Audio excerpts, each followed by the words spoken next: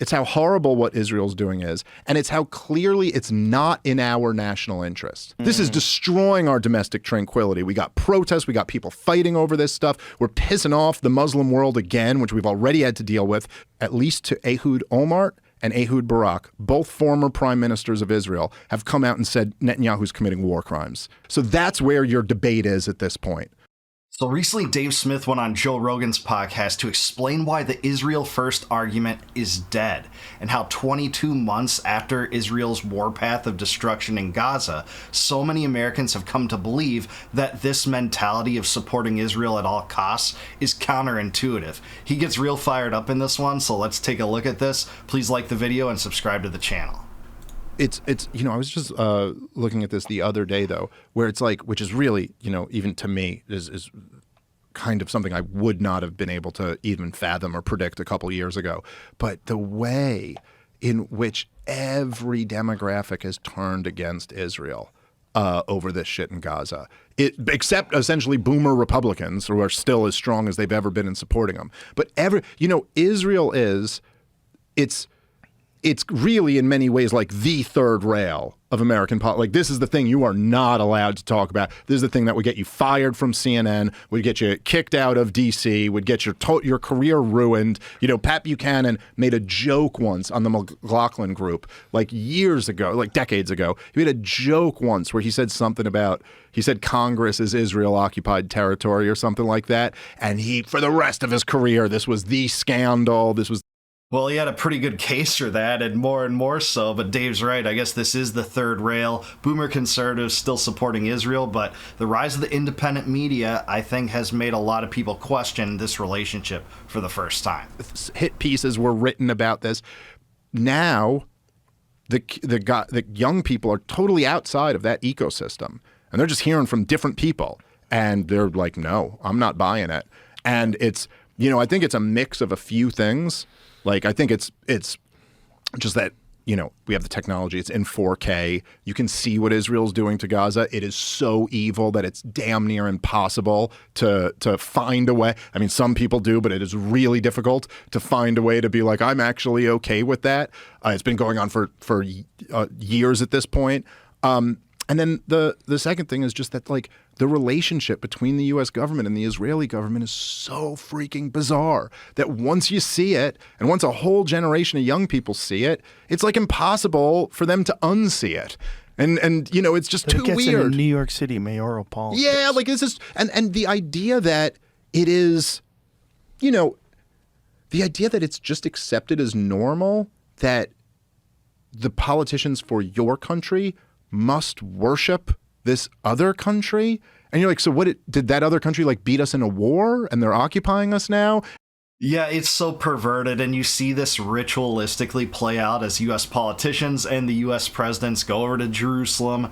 They cry on the wall, they put on a yarmulke, they go through that process. It's a humiliation ritual. Does the Speaker of the Knesset do that in the United States? Worship, the Washington Memorial, cry on the Vietnam Wall? No, of course not. This is an odd relationship. People are waking up to it, and it is so absurd. But Dave's exactly right. It is because this is being streamed now. It's in our face. I actually think there would have been a lot more opposition to the Iraq War, for instance, early on, if you had so many videos and, torturous situations, all the destruction, all the rubble, children being pulled up dead from the rubble, the starvation campaign that we have going, the GHF closing down 400 aid stations, reducing it to 4.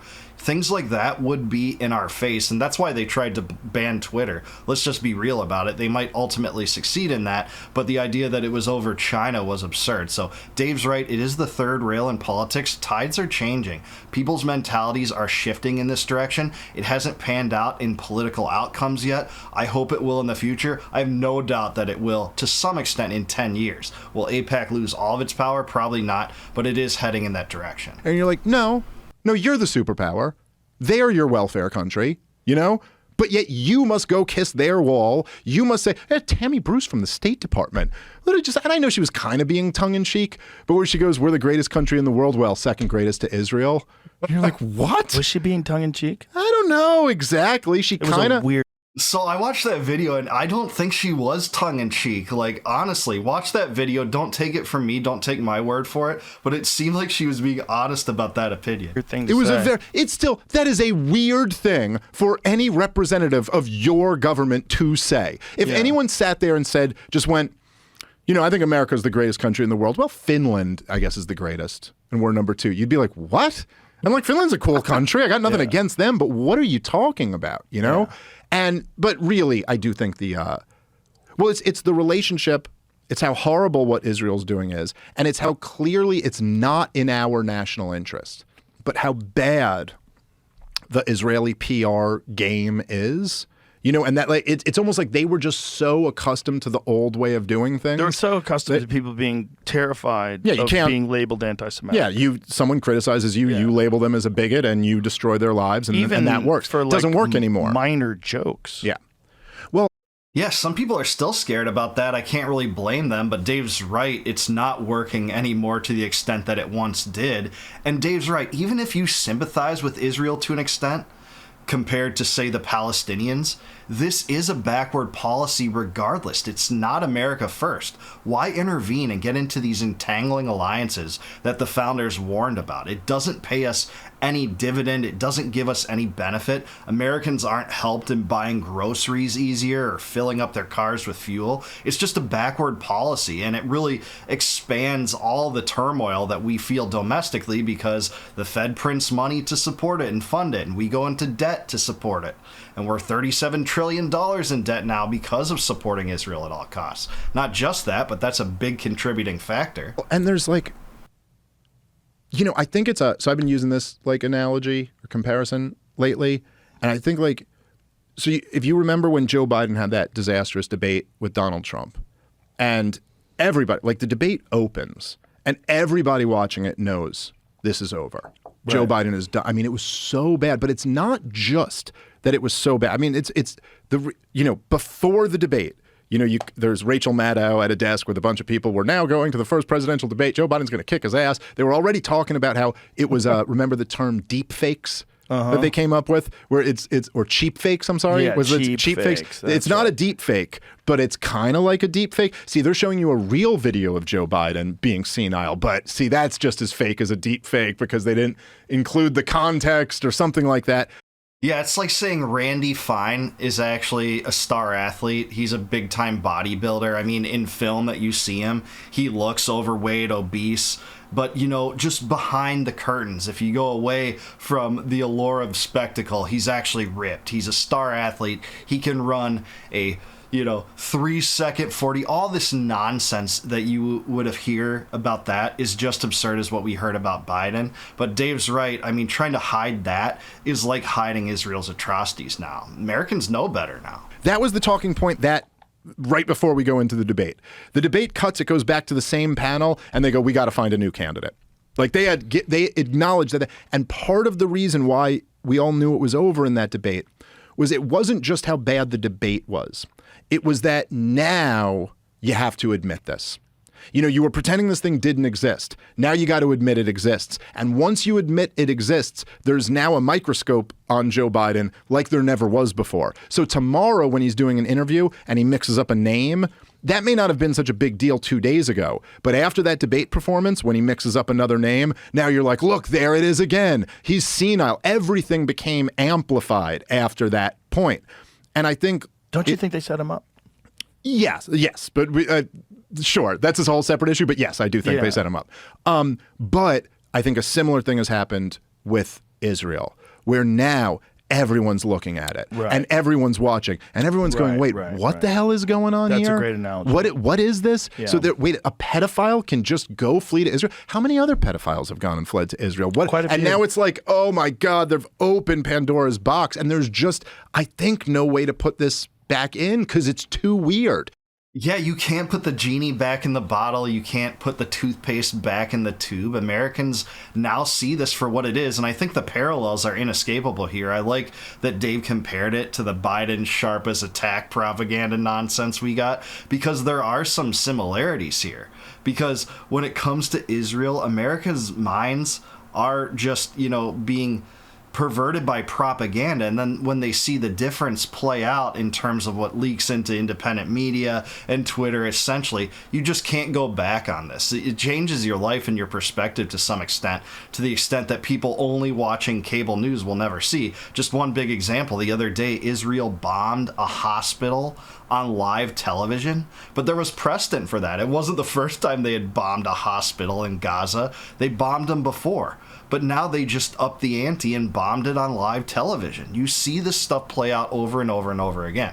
It's too weird to not notice. And that doesn't mean you have to like jump to the conclusion of like, you know, you have to hate Jewish people or something like that. I'm not advocating anything like that. But you do kind of have to question the relationship between DC and Tel Aviv and like what is going on here? Because this is so utterly bizarre. You know, it's so crazy to see like the American people are against what Israel's doing to Gaza. It obviously hurts it hurts our, as they use in the preamble to the Constitution, I like that phrase, domestic tranquility, right? This is destroying our domestic tranquility. We got protests, we got people fighting over this stuff. We're pissing off the Muslim world again, which we've already had to deal with, them hating our guts. Now we're deporting students. We're deporting legal residents because they had the wrong opinion. This is all, and like, it's impossible to not look at this and go like, hey, what's going on here? And yeah, it's just such a perverted relationship. And the U.S., the benefactor that gives all the money to Israel, $4 billion a year, but last year it was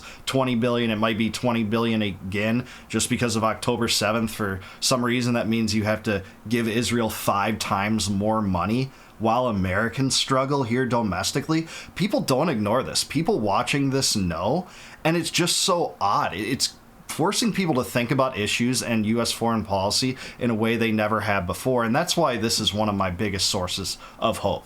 It hasn't panned out or manifested in political victories for dissidents, anti-Israel dissidents like myself and like Dave, but I think it might ultimately do that. Like he said, you can't put the genie back in the bottle. They don't have any answer for that. And, you know, the other thing, too, is that it's just, I don't know if you've noticed this, but there's a lot of people now trying to jump off of the sinking ship. You know, a lot of people who are even like supporters of Israel who are kind of going like, I think they are going a little too far on this one. And they're trying, because it's just, you can see the writing on the wall all over the place, man. Like you're going to be looked at. This is going to be the period. And it's not even like supporting the war in Iraq. It's like much worse than that, dude. Like you're just supporting this destruction of these. They just launched another offensive on Gaza City the other day. They're bombing rubble. Like it's just it's biblical levels of evil. It surely is. Maybe 200,000 people have died. Israel itself says 62,000, probably on the low end. Plus there's like 150,000 people presumed missing, the majority of which might be dead. Whistleblower Anthony Aguilar, who worked at GHF and exposed the starvation campaign there and the nonsense about them firing rounds into live crowds of people stampeding for food. He said that Gaza City is called the apocalypse zone. That is atrocious, and that is a result of the U.S. bankrolling this. It's not just the U.S., it's Netanyahu and his thirst for greater Israel to expand Israel's borders not only into Gaza by occupying it officially, but also expanding the West Bank settlements. So this is a perverted crusade that the Zionists have been fighting for a long time, and they've used October 7th as the political capital to justify it and support it to the masses. And, you know, we're sitting here, like, even as we're having this conversation now, I remember, like, coming on the podcast, like, a couple years ago, and like, when this conflict first started, and then when it would go, and it was almost like I was coming on, like to be like, look, let me present the argument for why we shouldn't support what Israel's doing here. And let me try to present the other side of the debate. I feel now like the debate's over. I don't even think there's like much of a debate to be had. I'll keep doing them if somebody wants to come debate about the issue. But what are we talking about here? Dude, South Africa brought a genocide case to the International Court of Justice. And the International Court of Justice ruled that what Israel was doing to Gaza was plausibly a genocide. 21 months ago, They said this was plausibly a genocide. And the thing's gone on the entire time since then. There was a huge Haaretz piece a couple months ago about, because we've seen so many examples of this, but they had IDF soldiers off the record, and at least one on the record, saying that they were given orders to fire live rounds into the crowds of desperate people trying to get food, who have literally been just having starvation throughout Gaza. Yeah, I don't know if you saw this, dude.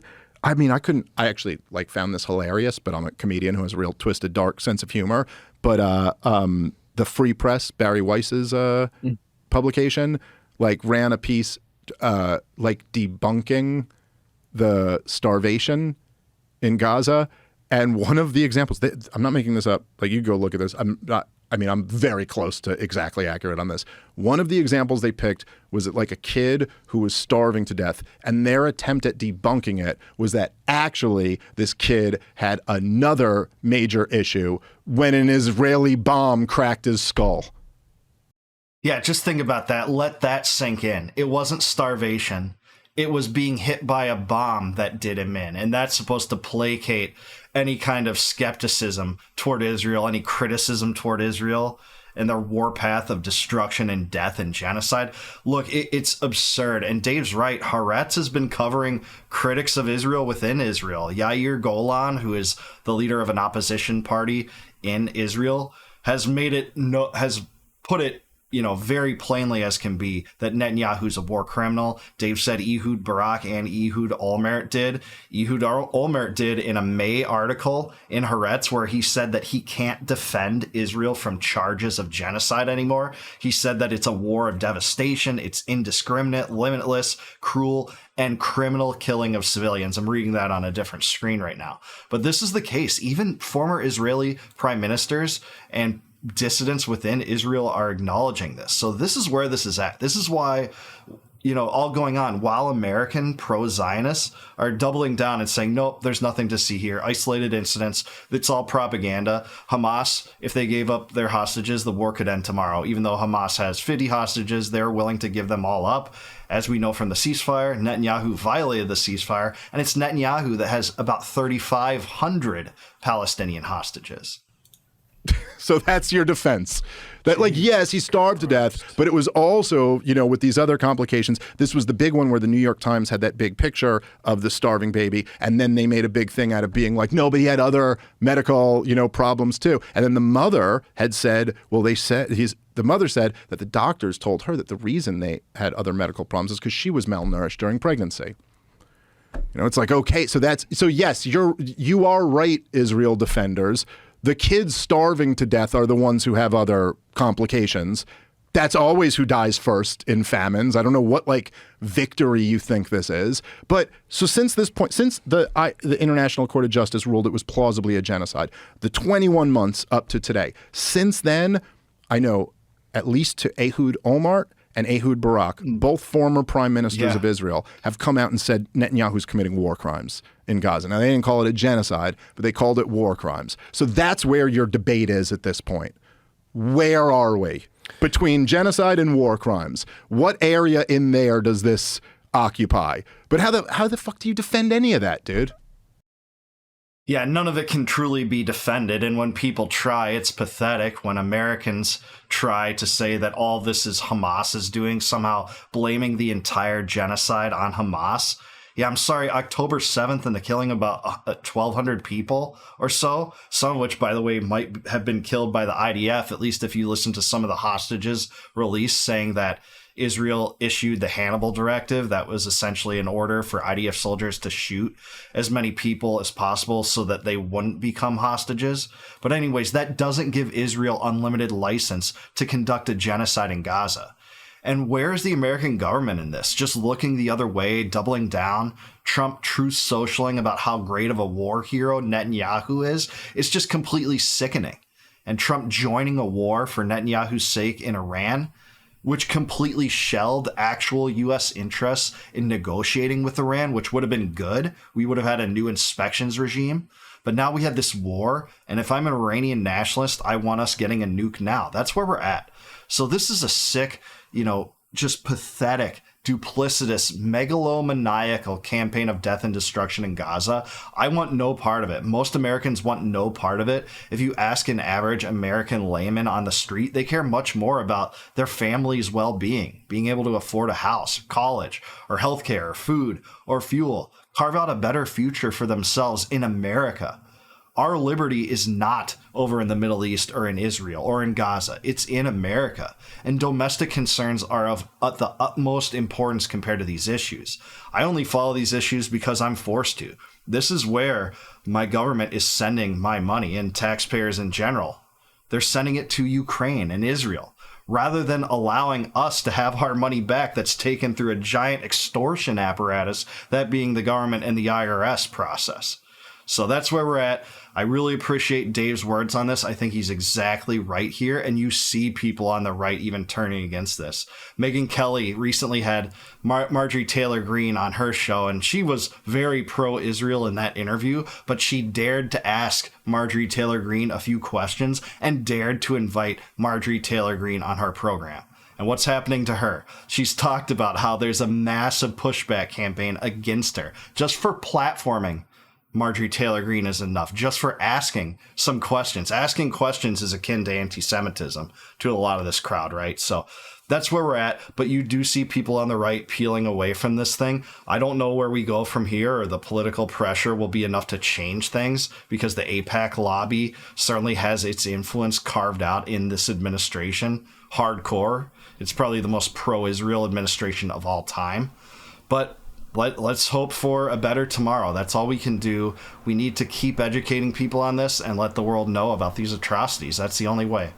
But I do want to hear from you. Do you agree with Dave Smith down below? Do you think Americans in general are jumping ship on this pro-Israel attitude? And what do you think the end game is here?